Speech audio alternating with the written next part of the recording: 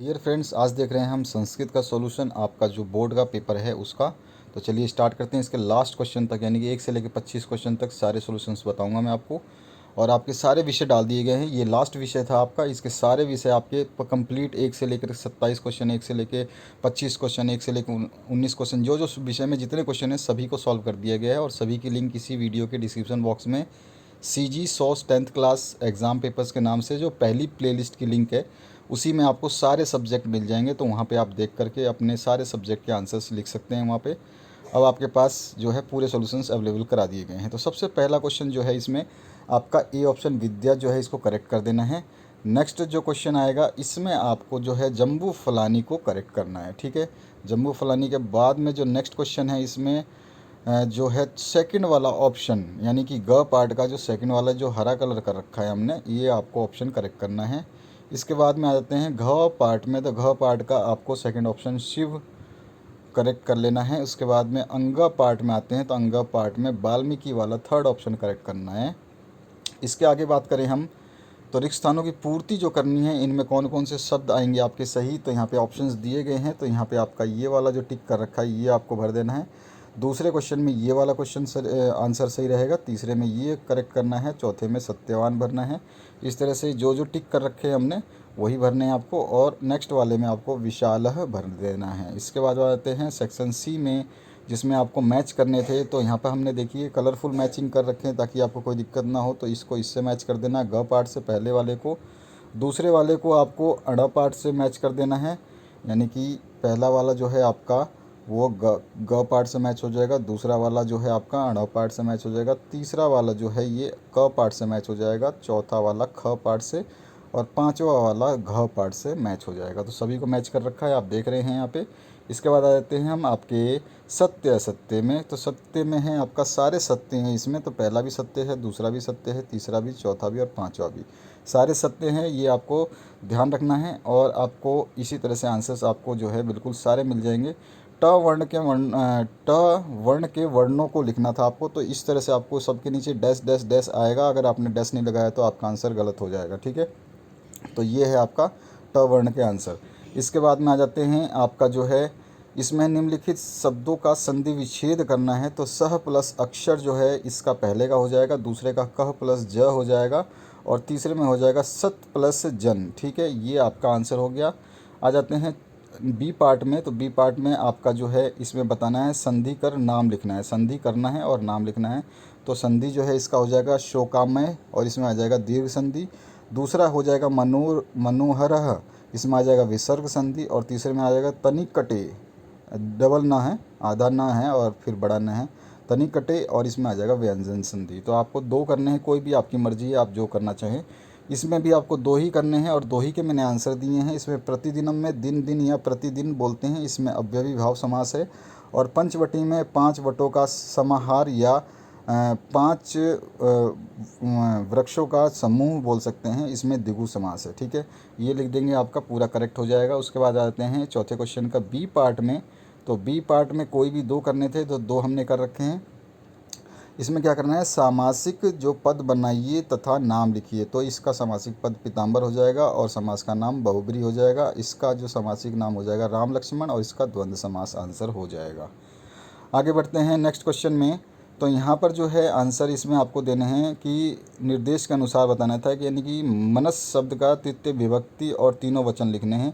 तो मैंने क्या है लाल कलर में आंसर लिख दिए और नीचे टेबल बना के भी लिख दिया। तो आपको जो समझ में आता है वो लिख लीजिए, टेबल बेहतर रहेगा। सबसे पहले आपको विभक्ति लिखना है, फिर एक वचन, द्विवचन और बहुवचन। तो सबसे पहले मैं पूछा है मनस का। तो मनस में है तृतीय विभक्ति, उसका मनसा, मनोभ्याम और मनोभी हो जाएगा। और दूसरे में आपका पूछा गया है नामन का। नामन में पंचमी विभक्ति है आपकी, इसमें नामः और नामाभ्याम और नामाभय हो जाएगा। और उसके बाद में पूछा गया बालक का। तो बालक में है सप्तमी विभक्ति, पूछा गया है आपसे। सप्तमी विभक्ति में हो जाएगा एक वचन जो है बाल के, दूसरे में हो जाएगा बालकयोः, और बहुवचन हो जाएगा बालकेषु सप्तमी में। और इसके बाद में हमने पितृ का करा है, जो पितृ में आपसे पूछा गया है प्रथमा विभक्ति। तो यहाँ पर प्रथमा विभक्ति में कौन कौन सी आ जाएंगी, पिता, पितरों और पितरः। ठीक है, तीनों वचन हमने लिख दिया। तो ये पूरा का पूरा ऐसे टेबल बना के आप लिख देना, तो आपका पूरा आंसर सही हो जाएगा। आगे बढ़ते हैं आपके छठे क्वेश्चन की तरफ। तो छठे क्वेश्चन में जो है आपको लकार, पुरुष और वचन तीनों चीज़ें बतानी हैं। तो इसमें आपका भवतु में लोट लकार है, प्रथम पुरुष है और एक वचन है। दूसरा क्रीडसी में लट लकार है, याद है नीचे ट जो है डैश जरूर लगाना है आपको, जो मैंने नीचे डैश यहाँ पे लगा रखा है। और मध्यम पुरुष है और एक वचन है। तीसरा लबंते में लट लकार है, इसमें भी सेम ही है और प्रथम पुरुष है, बहुवचन है लेकिन। और अपठाव में आपका लड लकार है, इसमें ड के आगे बिंदु भी है और नीचे डैश भी है, लड लकार है और इसमें उत्तम पुरुष और द्विवचन है। ठीक है, तो ये आंसर हो गया आपके। इसमें से कोई भी 4 करने थे तो हमने यहाँ पे 4 कर दिए हैं, एक छोड़ दिया करिष्यति को। ठीक है, अब आगे बढ़ते हैं। नेक्स्ट जो 7वां क्वेश्चन है, 7वें क्वेश्चन में कोई भी 3 करने थे तो 3 हमने कर दिए हैं। तो सबसे पहले इसमें आपको बताना है कि वाच्य पहचान कर लिखना है। तो इसमें वाच्य कौन सा होगा, सैफ फलम खादती में कृत्यवाच्य, और सीताय पुस्तकम पठ्यते इसमें कर्मवाच्य, और तेन हस्यते इसमें भी कर्मवाच्य। तो तीनों आंसर आपके हो गए यहाँ पे करेक्ट। 8वें क्वेश्चन की बात करें तो 8वें क्वेश्चन में पूछा गया है आपसे अलग प्रकृति प्रत्यय अलग करना है। तो इसमें 10वां में 10 प्लस कत्वा हो जाएगा, इसके बाद में हसीतुम में हस प्लस तुमुन हो जाएगा, और खादितव्य में हो जाएगा खाद प्लस तव्यत। ठीक है, और आगम्य में हो जाएगा आ प्लस गम प्लस लयप। तो ये चारों में से आपको केवल 3 लिखने थे, आपकी मर्जी है आप कौन सा इसमें से चूज़ करना चाहेंगे, ये आपके ऊपर डिपेंड है। क्वेश्चन नंबर 9 की बात करें तो इसमें भी कोई 3 ही करने थे। तो धार्मिक का हो जाएगा धर्म प्लस इक, और सत्यवादीन का हो जाएगा सत्यवाद प्लस इन, और शांता का हो जाएगा शान प्लस ताप प्लस तल। तो ये इसका आंसर हो गया, ये आपका करेक्ट हो गया। 3 ही करने थे, 3 ही हमने बताए हैं। इसके आगे बढ़ते हैं 10वें क्वेश्चन में। तो 10वें क्वेश्चन में आपको जो है इसमें बताना है संस्कृत में अनुवाद कीजिए।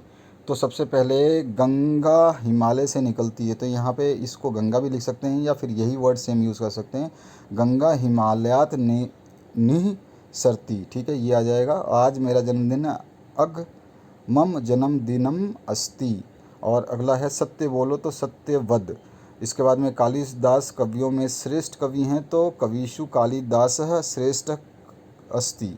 इसके बाद में आपका शिवाजी को नमस्कार, तो शिवाय नमः ये आंसर होगा। और लता सर्प से डरती है, लता सर्पात बिमेती। ठीक है, ये इसका आंसर हो गया। तो आपको जो मर्जी आए इसमें से कोई भी, यानी 5 करने थे, 6 के 6 हमने कर दिए, आप 5 कोई भी अपनी मर्जी से उतार सकते हैं। इसके बाद में आ जाते हैं हम 11वें क्वेश्चन पे। 11वां क्वेश्चन जो पूछा गया है इसमें पूछा गया किन्हीं 5 के आपको अनुवाद बताने हैं। तो ग्रामः पर पहले में आंसर जो हो जाएगा, मैं आपका जो है क्वेश्चन के सीधे आंसर है। पहले का जो है गांव के चारों ओर वन है, ये इसका सही हिंदी अर्थ हो जाएगा। दूसरे में पेड़ से पत्ते गिरते हैं, ये लिखना है। तीसरे में आपका वह पत्र लिखता है, ये इसका आंसर हो जाएगा। चौथे में मैं घर जाता हूँ, ये इसका हिंदी अनुवाद होगा। 5वें में ग्राम में किसान रहते हैं, ये इसका अनुवाद हो जाएगा। और छठे में आपका सदा सत्य बोलो, ये अनुवाद हो जाएगा। तो इसमें से कोई 5 करने थे, आपकी मर्जी है, जो आपको करना है 5 आप कर सकते हैं। इसके बाद में आपको है उपसर्ग अलग अलग करके लिखने हैं। तो उपसर्ग अलग अलग करके 2 ही लिखने थे, तो 2 ही हमने लिखे यहाँ पे। तो इसमें उपसर्ग जो पहले में आ जाएगा उप प्लस शिवम आ जाएगा, और दूसरे में आ जाएगा प्र प्लस बोधम। ठीक है, तो ये इसका आंसर हो गया। इन दोनों को आप लिख लेना। क्वेश्चन नंबर 13 की बात करें तो इसमें से आपको कोई भी 2 करने थे। तो यहाँ पे अध को और अत्र को और अपी को तीनों को यूज़ करके अवयव के हिसाब से वाक्य बनाने थे। तो यद्यपि अध अवकाश अस्ति, ये मैंने वाक्य बनाया है। अत्र विविधानु विष्पाणी विकसितानि संति, ये आपका हो गया। तो दोनों से आपको एक एक वाक्य बनाना था, जो कि हमने बना दिया। और 2 ही बनाने थे, तो कोई भी आप 2 लिख सकते हैं। इसके बाद आते हैं 14वें क्वेश्चन में। 14वें क्वेश्चन में आपको जो है आपके मित्र को आपके जो है जन्म दिवस पे एक पत्र लिखना था, बधाई देते हुए। तो इस तरह से आपको ये पत्र लिखना है। डेट आपकी मर्ज़ी से यहाँ पे कुछ भी डाल देंगे, 2021 डाल दें या 2022 डाल दें। 2022 तो ना डालें क्योंकि 2022 आया नहीं है, 2021 डाल दें। और एड्रेस कुछ भी डाल सकते हैं, आपकी मर्ज़ी, आप अपना एड्रेस वगैरह कुछ भी डाल सकते हैं, अपने मित्र का नाम कुछ भी लिख सकते हैं। यहाँ पे जो लिखा हुआ है वो भी आप लिख सकते हैं। तो ये पूरा का पूरा आपको लिखना है, बस 2 लाइन का आंसर था। ये बहुत ईजी होता है संस्कृत में जो है लेटर। इसके बाद बात करते हैं 15वां क्वेश्चन। जो 15वें क्वेश्चन में जो है आपको हिंदी अनुवाद करना था। तो मगरमच्छ वानर द्वारा दिए हुए जामुन खाता है, शेष जामुनों को अपनी पत्नी को ले जाकर देता है। मगरमच्छ की पत्नी मीठे जामुन खाकर सोचती है कि वह बंदर का हृदय कितना मधुर होगा जो प्रतिदिन इतने मीठे फल खाता है। वह मगरमच्छ को आदेश देती है उसे ले आओ। मगरमच्छ परेशान है कैसे मित्र को मारने के लिए जाए, अतः वह कहता है यह कैसे हो सकता है, मैं मित्र का मरण कैसे सोच सकता हूँ, ये इसका हिंदी अनुवाद। 16वें में भी आपको हिंदी अनुवाद करना था, तो यहाँ पर आपका जो है भास्कराचार्य निश्चय ही दूसरे ज्योतिष शास्त्र तथा गणित के प्रकांड विद्वान थे। वे 12वीं शताब्दी में पैदा हुए थे और सिद्धांत किशोरमणि उनकी सुप्रसिद्ध ग्रंथ है। इस ग्रंथ के 4 भाग हैं, लीलावती, बीजगणित, ग्रह गणित और गोलाध्याय। लीलावती और बीजगणित गणित विषय ग्रंथ हैं और ग्रह गणित और गोलाध्याय ज्योतिष संबंधित हैं। इसमें ग्रहों की गति और उनके प्रभावों की गणना वर्णित है। ये आपका 16वें का हिंदी अनुवाद हो गया। 17वें की बात करें तो 17वें का अनुवाद यहाँ पे है।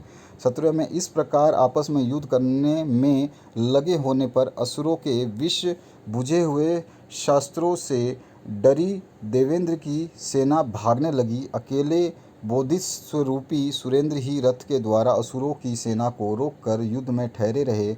इसके बाद सारथी मातली ने यहाँ से भागना ही उचित है ऐसा मानकर देवेंद्र के रथ को लौटाया। ठीक है, ये इसका अनुवाद हो गया। इसके बाद में 18वां जो क्वेश्चन है इसका भी अनुवाद करना था। तो चरित्र यानी चरित्र की यत्नपूर्वक रक्षा करनी चाहिए, ये आपका हिंदी अनुवाद है श्लोक टाइप में। धन तो आता जाता है, धन के नष्ट होने पर भी चरित्र सुरक्षित रहता है, लेकिन चरित्र नष्ट होने पर सब कुछ नष्ट हो जाता है। तो 18वें का हिंदी अनुवाद हो गया। 19वें का हिंदी अनुवाद है, परदेश में रहते हुए का कौन मित्र होता है, अर्थात मित्र जैसा कौन देता है, मित्र जैसा साथ कौन देता है। घर में रहते हुए व्यक्ति का मित्र कौन होता है, रोगातुर व्यक्ति का मित्र कौन होता है और परलोक जाने वाले का मित्र कौन सी चीज़ होती है। मित्र से तात्पर्य है संकट से बचाने वाला निश्चल साथी। तो ये इसका हिंदी अनुवाद। अब के बार 20वां जो क्वेश्चन है इसका भी हिंदी अनुवाद है। तो इसमें है सभी प्राणियों का जीवन जलाशयों पर निर्भर करता है, इसलिए उन जलाशयों की रक्षा करनी चाहिए तथा उनकी बुद्धि का प्रयास करना चाहिए, उनकी वृद्धि बुद्धि नहीं वृद्धि का प्रयास करना चाहिए, क्योंकि रक्षित जल ही हमारी रक्षा करता है। ये हो गया आपका 20 तक आंसर। अब आते हैं हम 21वें पे।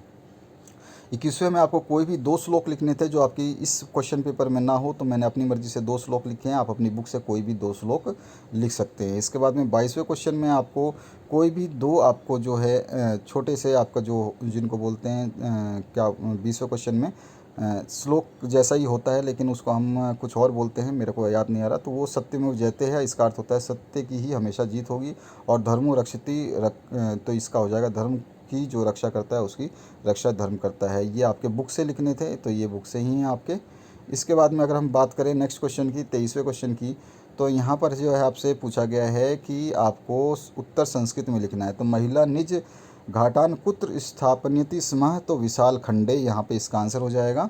इसके बाद में दूसरा जो क्वेश्चन है विशाल खंडे के बाद में सर्वप्रथम का शरीरात बही गाता, तो सर्वप्रथम वाक शरीरता बही गाता, ये इसका आंसर हो जाएगा। शकुंतला कम प्रणामती, तो कण्वम जो इसका आंसर हो जाएगा। और कसम कह हतवान, तो ये हो जाएगा आपका जो कृष्ण है।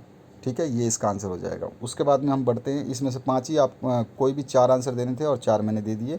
24वां जो क्वेश्चन है इसमें भी कोई 4 ही आंसर आपको देने हैं, इसमें सारे आंसर दिए गए हैं जो कि आपको हिंदी में इसके उत्तर देने थे। सत्याग्रहाश्रम कुत्र स्थित अस्ति, तो साबरमती के तट पर स्थित है। 10 कूप समा का अस्ति, 10 कुएँ के बराबर एक वापी यानी कि बावड़ी होती है, इसका आंसर हो गया। भ्राता कम प्रति द्वेषम न कुर्यात, एक भाई दूसरे भाई से द्वेष ना करे। इसके बाद में आपका जो है आर्यभट्टः कस्याम पद्यातम आविष्कारम कृतवान, तो दशमलव पद्धति। इसके बाद में दशरथस्य राजधानी का आसित, तो अयोध्या, इसका आंसर हो गया। ठीक है, ये आपके आंसर हो गए। अब आते हैं 25वें क्वेश्चन पे। अपनी पाठ्य पुस्तक में से किसी एक पाठ का सारांश जो है अपने शब्दों में आपको लिखना था। तो पाठ का सारांश जो है हमने लिया है पाठ नंबर 3, त्याज्यम न धैर्यम का सारांश जो है यहाँ पे लिखा है कि इस पाठ से पूरा सार इस पाठ का क्या है, 100 शब्दों में लगभग लिखना पड़ता है, लगभग 100 शब्द के आसपास यहाँ पे आपको सारे मिल जाएंगे। तो इस तरह से आपको केवल सारांश लिखना है, मतलब उसका सार क्या है उस पूरे चैप्टर का वो आपको बताना है। तो आप मर्जी से अपनी दूसरे कोई भी चैप्टर ले सकते हैं, मैंने आपको 3rd चैप्टर का सारांश लिखा है। तो ये आपको लिखना है कि हम पार्ट 3 तो का सारांश और उसके बाद में फिर सारांश लिख देना है। इसके अलावा जो आगे बढ़ेंगे अगर हम, तो इसमें जो बचा हुआ क्वेश्चन का पार्ट है, यानी कि आपका जो स्टूडेंट क्वेश्चन देखना चाहते हैं, जिनको पता नहीं है कि कौन से आंसर का कौन से क्वेश्चन का क्या आंसर था, तो ये आंसर आप क्वेश्चन का यहाँ पे क्वेश्चन देख सकते हैं। आंसर मैंने पहले ही बता दिया, 14 नंबर क्वेश्चन आपके सामने है। इसी तरह 15 नंबर क्वेश्चन है जिसका ट्रांसलेशन करना है, और फिर 16वां नंबर क्वेश्चन है जिसका ट्रांसलेशन हमने कर दिया है। इसी के बाद में आपका जो है 17 नंबर क्वेश्चन है, इसका भी ट्रांसलेशन कर दिया गया है। इसके बाद में आपका 18 नंबर जो क्वेश्चन है इसका भी ट्रांसलेशन करना था। फिर 19 नंबर जो क्वेश्चन है इसको भी ट्रांसलेट करना था आपको, और उसके बाद में आपका 20वां नंबर जो क्वेश्चन है इसको भी ट्रांसलेट करना था। 21वें क्वेश्चन में आपको अपने पाठ्य पुस्तक से कोई भी 2 श्लोक लिखने थे जो हमने लिख दिए, और उसके बाद में आपका जो है 22वें क्वेश्चन में कोई 2 सूक्तियाँ लिखनी थी अपने पाठ्य पुस्तक से, वो भी हमने लिख दिए जो इसमें नहीं आई हो। इसके बाद में 23वें क्वेश्चन में कोई भी 4 के उत्तर देने थे आपको संस्कृत में, जो कि अभी अभी मैंने आपको दिखा दिया, इसी के सामने आंसर लिख दिए 23वें में। 24वें में भी आपको हिंदी में आंसर देने थे, संस्कृत में क्वेश्चन पूछे गए हैं, ये भी हमने आपको बता दिया। और 25वां क्वेश्चन में भी आपको किसी एक पार्ट का सारांश लिखना था अपने शब्दों में, उसको भी हमने लिख करके दिखा दिया। तो ये आपका पूरा का पूरा क्वेश्चन पेपर का सोल्यूशन हमने दे दिया। आशा करता हूँ इस वीडियो से आपको पूरी हेल्प मिलेगी। जैसा मैंने बताया आपको, सारे विषय के जो सब्जेक्ट हैं जितने भी आपके, सभी के सॉल्यूशंस अपलोड कर दिए गए हैं, सभी विषय के पीडीएफ वगैरह सब डाल दिए गए हैं। सारी वीडियोस प्लेलिस्ट में मिलेगी। 10th क्लास की प्लेलिस्ट है, सीजी सोर्स 10th क्लास के पेपर के नाम से, उसमें सब कुछ मिलेगा। कोई दिक्कत आती है तो कमेंट सेक्शन में कमेंट करें। दोस्तों के साथ शेयर करना ना भूलें ताकि उनकी भी मदद आप कर पाएँ, और बढ़ते रहिए और शेयर करते रहिए। पूरे यूट्यूब में आपको कहीं भी इस तरह से पूरे सॉल्यूशंस नहीं मिलेंगे। यहाँ पर जो है आपको पूरे सॉल्यूशंस दे दिए गए हैं हर सब्जेक्ट के। आपके जितने भी विषय हैं 11-12 सारे विषय के 8-9 जो विषय हैं आपके, सभी के सॉल्यूशंस कंप्लीट कर दिए गए, जिसमें आपका हिंदी भी है, हिंदी है, इंग्लिश है, आपका साइंस है, सोशल साइंस है, अर्थशास्त्र, व्यवसाय अध्ययन है आपका, उसके अलावा जो है आपका संस्कृत है, और आपके जो बचे हुए जो भी सब्जेक्ट हैं जैसे गृह विज्ञान है वो भी इसमें कंप्लीट कर दिया गया है, मैथ है उसको भी कंप्लीट कर दिया गया है, साइंस वगैरह सब कुछ कंप्लीट करके आपको आंसर्स दे दिए गए हैं। Thank you very much for watching this video.